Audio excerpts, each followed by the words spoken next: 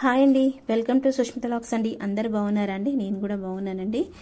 ఆ బోలా శంకరునికి కాస్త నీళ్లు సమర్పించి మనము ఈ చిన్న పూజ చేసుకున్నామంటే సకల కోరికలు నెరవేరుతాయండి.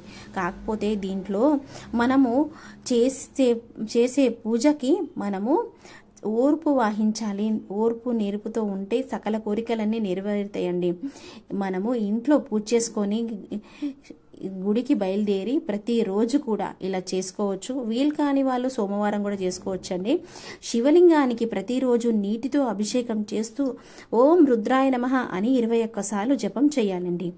ఆ శివుని కంఠమును మనస్సులో అనుకొని ఓం నీలకంఠాయ నమః అని మనము రోజు 21 ప్రదక్షిణాలు చేస్తూ జపం చేసుకున్నా గాని మన కోరికలన్నీ నెరవేరుతాయి. ఆరోగ్యం బాగుంటుంది, సిరి సంపదలు కలుగుతాయండి. ఆ బోలాశంకరుడు తీర్చే కోరిక ఏది లేదండి. ఇది నిజం చెప్తున్నాను.